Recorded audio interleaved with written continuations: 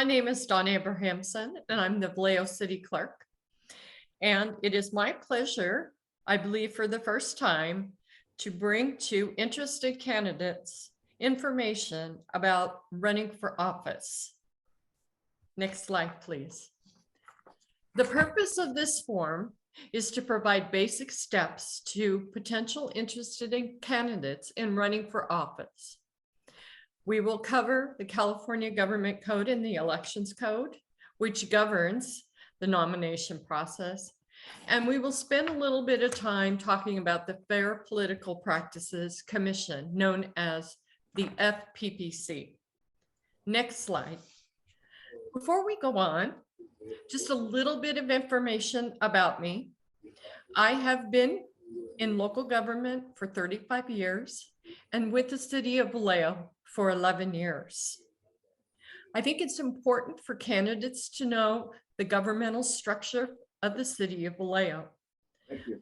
Vallejo is a charter city, and there are two types of cities. There are charter cities and general law cities. And so the city of Vallejo gets its governance by the charter. The charter is enacted by a vote of the voters, electorate in the city of Vallejo. The charter provides that Vallejo is a council manager form of government that combines the leadership of elected officials with the managerial experience of an appointed city manager. All power and authority to set policy rests with the electorate governing body, which includes the mayor and 6 council members. The city council appoints the city manager and the city attorney, as well as members of city advisory bodies and commissions. And in preparation for this forum, I did a little bit of research and counted that the city of Vallejo currently has 15 boards and commissions. Most of these are created by ordinance. The city's charter is also available on the city's website, in addition to the Vallejo Municipal Code. Next slide. The general municipal election for the city of Vallejo is found in the charter, and it is held in November of even-numbered years. This changed in 2013. Prior to 2013, the city's general municipal election was held in November of odd-numbered years. And in 2019, the city of Vallejo transitioned from at-large council member elections to by district. There are 6 council districts currently in the city of Vallejo, and the mayor is directly elected at large. Council members and the mayor are elected for a term of 4 years, and there are term limits that the council members and the mayor are subject to. The city council acts upon all legislative matters concerning the city, approving and adopting ordinances, resolutions, contracts, and other matters requiring policy decisions. Meetings of the city council are conducted in open meetings to the public. These can include regularly scheduled council meetings and special meetings of the city council. In addition, city council represents the city on state, regional, and local boards. Next slide. This slide is a high-level organizational chart of the city of Vallejo, which may also be found in the city's budget. Next slide. Elected officials are entitled to a salary, and from this slide you can see the annual salary for the mayor, and then directly below that is the annual salary for council members. Council members and the mayor are also entitled to optional benefits, and this informational sheet will be provided to all candidates in their nomination paperwork at the time nomination papers are issued. Next slide. So it's important to know, in addition to council meetings, there are other expectations of council members as elected officials in serving the community of Vallejo. And here are some examples on this slide. I would like to particularly hone in on training. It is very important for elected officials to stay abreast of best practices and changing law that governs the conduct of local business. The League of California Cities annually holds a forum in Sacramento in the month of January for newly electeds, and newly electeds for the city of Vallejo will be encouraged to participate in this forum. Next slide. It goes beyond council meetings, and this is a good example of additional outside boards and agencies, county, regional, that council members will be appointed to serve on. The Vallejo Municipal Code provides appointments to boards and commissions and committees to be considered and acted upon by the council in open meetings of the council. This is typically done in the months of January of each year. So each city board and commission has a council liaison. In addition to that, the mayor is also authorized by the Vallejo Municipal Code to make appointments to committees and subcommittees comprised solely of council members, in addition to ad hoc committees that have limited duration of purpose. These all must be done in an open meeting by consent of the city council. And again, this is done annually in January of each year. Next slide. Let's talk a little bit about qualifications to run for office. Any person is eligible to run for office provided they are a registered voter of the city of Vallejo at the time nomination papers are issued. And for this year's election, districts 2, 4, and 5 will be on the ballot. So not only will candidates need to be a registered voter, they must be a registered voter and reside in either District 2, 4, or 5 during their term of office. It is important to know that candidates cannot accept incompatible public office or public employment during their term. So an example of that might be you have a city council member and a school district board member. This conflicts and is an incompatible office because the city and the school district have territory in common. Next slide. The nomination process is really the process that a candidate will go through to qualify them to be on the ballot in November. Before we move on and discuss that process, I do want to outline how the process will work. Appointments to take out and file nomination papers will be required. And this is specifically so I can spend the time needed with each candidate to devote that time to them when they take papers out and when they file nomination papers. There's a lot of information we cover. There's a check sheet both times, and I go down the line with the check sheet. Tuesday, July 5th will be the soonest that I will begin to schedule appointments. And the best way to reach me is via email. You may contact me at dawn.abrahamson@cityofvallejo.net.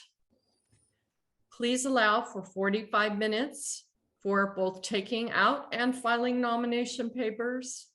And candidates are certainly welcome to bring campaign manager. This has been done in the past, and it's certainly something that we will continue to do.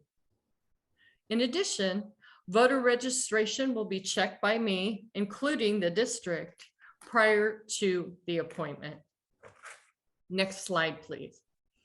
So the nomination process is what governs the whole process by the election code and how a candidate is qualified to be on the ballot.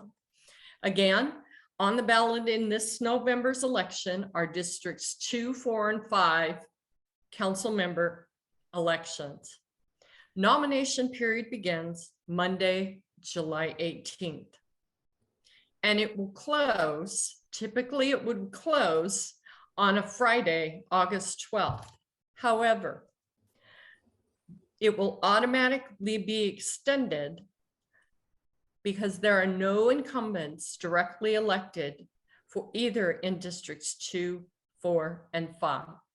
So the extended period will end to file papers on Wednesday, August 17th at 5 p.m.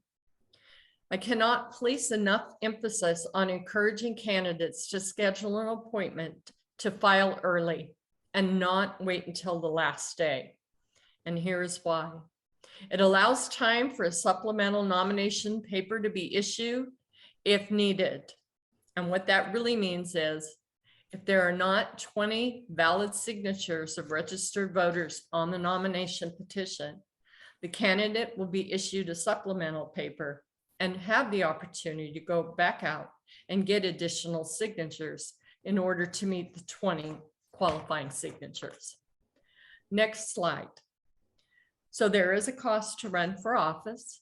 There is a $100 filing fee, and this is due at the time nomination papers are filed. There is also a cost for candidate statement of qualifications, and this statement of qualifications is optional. The cost covers the printing, any translation, and typesetting. The choices of printing these candidate statement of qualifications in the voter's guide are in English, Spanish, and Tagalog. And the next slide shows the cost for each translation in English, Spanish, and Tagalog by district. Again, this is optional, and this cost, the payment will be due at the time nomination papers are filed, in addition to the $100 filing fee. Next slide. So now we will move on to the nomination paper. And the nomination paper is shown here on the slide. It is referred to as nomination paper, but it really is a petition. This is what qualifies someone to be on the ballot. A candidate must get 20 signatures of qualified registered voters within their district. The nomination paper allows for 30 signatures, and I encourage candidates to try and get as many signatures as they can, because when this paperwork is submitted to the registrar of voters office to check the voter registration signatures, they start with the first 20 signatures, and if they're not 20, they will continue on into the 25th, 30th signature, however many is needed to obtain 20 qualified signatures. Nomination petitions must be filed with the city clerk again no later than 5 p.m. on the final day of nomination period, which will be extended for this election, and it will be Wednesday, August 17th. Nomination papers are confidential until the close of nomination period, and they are only allowed to be viewed by the public upon request, and they are not allowed to be copied. It is important to note, if a voter signs more candidate petitions, nomination papers, then there are offices to be filed, the voter's signature will only be counted on those petitions where it does not exceed the number of offices to be filled. So an example of this is I am a candidate running in District 2, and there is another candidate running in District 2. Both candidates will take their nomination papers and obtain signatures of registered voters in their district. John Smith signs candidate 1's signature. He also signs candidate 2's signature in District 2. Depending on which candidate files their nomination papers first, that signature will be the one that is counted. So it's important for candidates to be aware of that, is that they are circulating nomination papers. And we will go over this a little bit more when you pull nomination papers. Next slide. Ballot designations. These are the 3 words that will appear immediately under the candidate's name on the ballot. No more than 3 words is allowed. And it's important to note that the ballot designation must designate the current primary, profession, vocation, or occupation of the candidate. It must not mislead the voters, and there will be extensive information about this in the candidate's handbook and the nomination paperwork. In addition, a ballot designation worksheet will be provided at the time nomination papers are taken out. And this form is required to be completed in its entirety and filed with the paperwork. No designation given by a candidate shall be changed by the candidate after the final filing date for filing nomination documents, except as specifically requested by the elections official. And this must be done in writing by the elections official. I did touch a little bit about the candidate's handbook, and just an update on that. I am currently working on that and anticipate having that finalized and uploaded to the city's website the end of June, beginning of July. A hard copy will also be provided to candidates when they take out nomination papers. The next slide gives you some examples of ballot designations under a candidate's name. And again, a ballot designation is optional. It is not required. The 3-word ballot designations, as you will see on the slide, are separated by a slash. They cannot be separated by a comma or a semicolon. So let's drill down to the first thumbs that's pointing down, thumbs down. Betty Bond, police officer, activist. The reason this is not acceptable has to do with the word activist. Activist is not acceptable as it suggests an evaluation of a candidate. Anything conveying a philosophy or words connotating a status or unacceptable designations is not allowed. Grace Smith, community volunteer attorney, that also gets a thumbs down. And the reason that is not acceptable is because in this particular scenario, community volunteer shall constitute a valid principal vocation or occupation and is subject to some following conditions. Community volunteer activities constitute the candidate's only primary profession, vocation, or occupation. So you can see in this example, Grace Smith is also an attorney, and the attorney is most likely her primary vocation, occupation, or profession. So in this scenario, it would not be acceptable. Next slide. So how does the order of the names of the candidate appear on the ballot? That is determined by a randomized drawing of the alphabet by the Secretary of State's office. And this will be done at 11 a.m. on August 18th. The randomized alphabet is used in the same manner as a conventional alphabet in determining the order of all candidates' names in all elections. And it will be broken down by district. The order is determined by the candidate's last name. And I will be emailing information to each candidate, letting you know the order the names will appear on the ballot, hopefully within the next few days following the Secretary of State's random drawing. Next slide. I just talked a little bit about candidate statements. Candidate statements, again, are optional. An example is shown in this slide here. Statements are printed in block format. To ensure uniformity, there will be conforming guidelines as to what is permissible and not permissible. And this will be covered during the candidates taking out nomination paper appointment. But I want to draw your attention back to the slide where you see under optional the maximum 200 words. The City Council will be calling for the general municipal election next Tuesday evening on June 14th. And in addition to that, they will be requesting the Solano County Registrar of Voters to consolidate the election, canvass the results, Council will also be setting the word limit for candidate statements at 200 words. And they will be setting the fee for the candidate statement, which was shown in the previous slide. Candidate statements may be withdrawn but not changed during the period for filing nomination documents and until 5 p.m. of the next working day after the close of nomination period. Any requests for withdrawal must be submitted in writing to me as the elections official and signed by the candidate. Next slide. Campaign sign requirements. I know some of you have contacted my office asking about this, so I think it's newsworthy to share this information now. Private property permission must be required by the property owner. Campaign signs are not allowed on city property or right of way.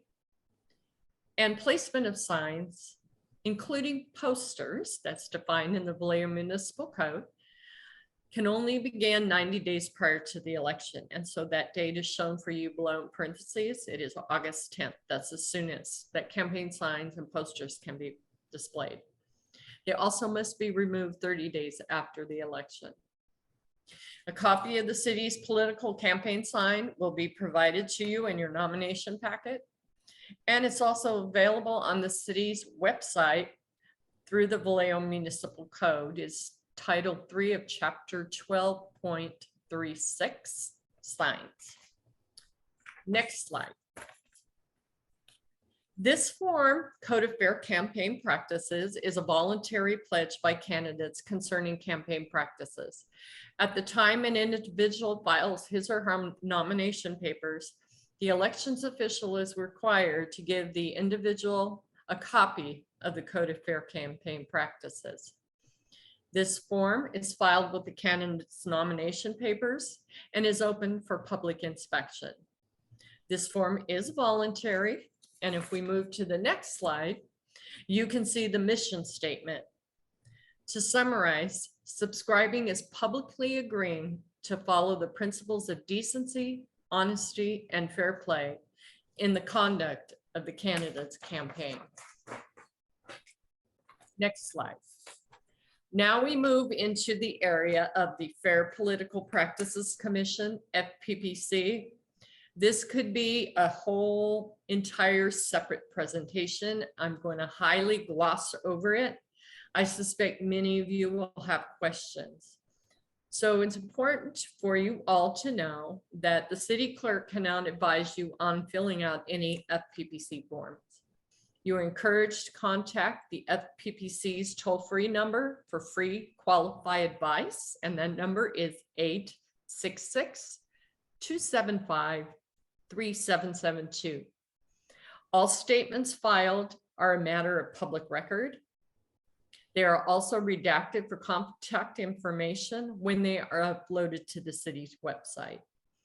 The same would not be true if a member of the public wished to review hard copies and request and pay for hard copies. Redaction is not something that I am required to do when hard copies are requested. I also encourage candidates to file timely, because it can result in a $10 per day late filing fee for every day the form is late.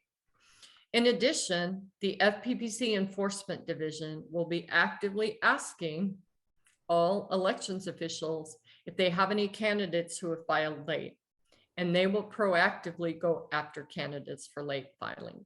So please file your financial disclosure statements on time. In addition, the press is often looking for them as well. All of these forms are posted to the city's website.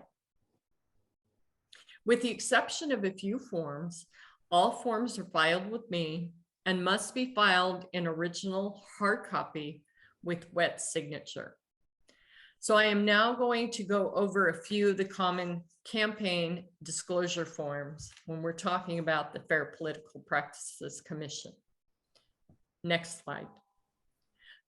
If you'll notice as we start going through these next slides, the FPPC forms all have numbers, and this one is the number 501, which is the candidate intention statement. This form declares the candidate's intention to run for office. Any candidate for local office in California must file this form with the elections official before soliciting or receiving any campaign contributions, including loans and use of personal funds.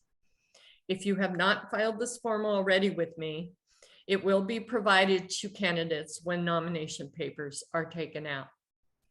The form may be filed anytime, but not later than the close of nomination period. Next slide. This form is the Form 410, which is candidates who spend or intend to spend or receive contributions of $2,000 or more in a calendar year are required to file a Form 410 and form a controlled committee. A candidate running for local office must file a 410 with the Secretary of State Political Reform Division and a copy to me within 10 days of receiving or spending $2,000. Amendments must be filed with the Secretary of State's office and a copy to me within 10 days from any date of change to the information contained on the original 410. Next slide. The Form 470. Candidates who spend less than $2,000 for the calendar year will file the Form 470. If the Form 470 is filed with the nomination papers or before the first pre-election filing deadline, no additional campaign statement needs to be filed in connection with the election, so long as the total receipts and expenditures remain less than $2,000. Next slide. Form 460.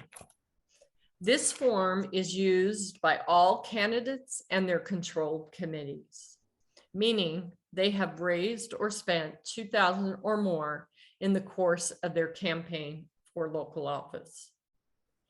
You will note there is an amendment box provided on the cover page, and this is used by the candidate or their treasurer to identify amended filings where something may have been left off inadvertently off the statement that was due on a certain day. As soon as the candidate's aware of it, they're encouraged to correct and amend the form as soon as possible. Next slide. As of 2020, contribution limits are applicable to the city of Vallejo and candidates. This was done by AB 571, which was passed by the state legislature in 2019. This bill imposes contribution limits on candidates for both county and local offices, which do not have established contribution limits, which is true for the city of Vallejo. Under this bill, candidate-controlled committees are also not permitted to redesignate an existing committee for a new election. Rather, a separate candidate-controlled committee and campaign bank account must be established for each election. The slide shows you the contribution limits for this election year. Any questions about this should be referred to the FPPC, as they will be enforcing the contribution limits. Remember, I said how my office redacts and uploads all these forms to the city's website. The FPPC will be looking at it, and any contributions that exceed the limit for this election per contributor, they will be contacting you. Next slide. So the next slide, we're moving into the area, still in FPPC, of the filing schedule. The filing schedule will be also included in the nomination papers and handed to each candidate. And as you can see from this slide, there are multiple filing requirements depending on the candidate's situation.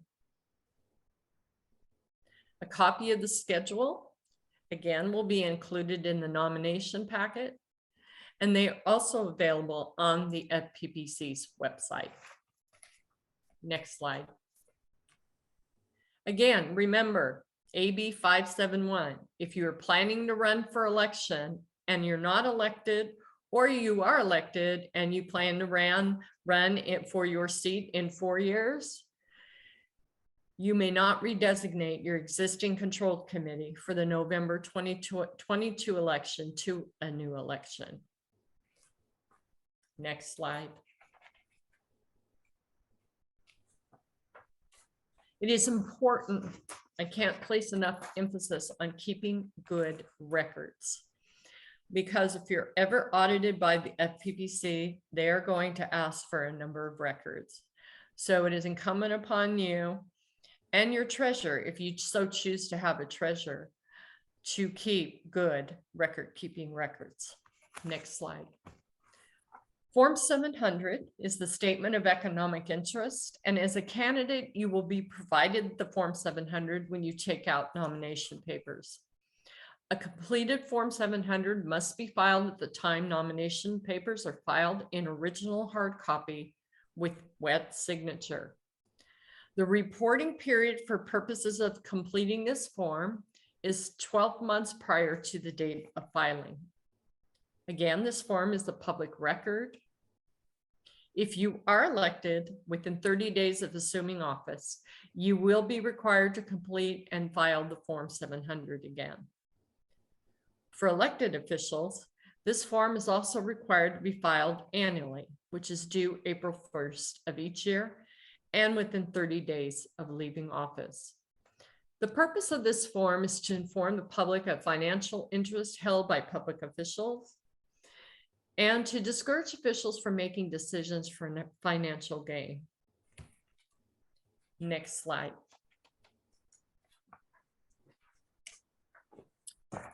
This slide just provides candidates information about a toolkit, candidate toolkit, that is a valuable resource to you on the FPPC's website. It contains a wealth of information along with a number of forms that you may need to complete and file. And then the next slide is the campaign disclosure manual for local candidates. It's manual 2. It's a very thick document, and I often refer to this as the candidate's guide or Bible throughout the election process. Next slide. The slide provides you contact information for the FPPC. They have a toll-free number, and they also have an email where you can email them and ask them for advice. Usually that's my preferred method of asking for advice, because sometimes I tend to get a faster response and I have something in writing that I can fall back on. The FPPC's Technical Assistance Division phone bank line will probably be extended as we get closer to nomination period. So there'll be additional hours and days to allow candidates to call in if they so wish. Next slide. It's important for you all to know that my office is pledged to treating each candidate fairly and the same. And so we ask that you contact the city manager's office, specifically Narcissa Wilson, if you are requesting information. She will field all those requests, and then all of those requests and information shared will be shared with all candidates. The exception to this rule is any information you need from me in terms of running for office, nomination papers, ballot designation worksheet, any financial disclosure statements, those requests can be made with my office, with me directly. Next slide. There are mass mailing requirements, and candidates should be aware of these requirements. As the elections official for the city, I am required to provide this information to each candidate at the time nomination papers are taken out. Next slide. Electioneering on election day is defined to mean 100 feet of a polling place And it means a distance of 100 feet from the room or rooms in which voters are signing the roster and casting ballots. So you can see from this slide, here's some examples that are not allowed in a polling precinct. So for example, if someone were to walk in the polling precinct that I and city employees, staff in the Vallejo room, and they were to be wearing a button, they were the candidate that said, vote for me, I would have to kindly, respectfully ask you to remove that from your shirt. Next slide.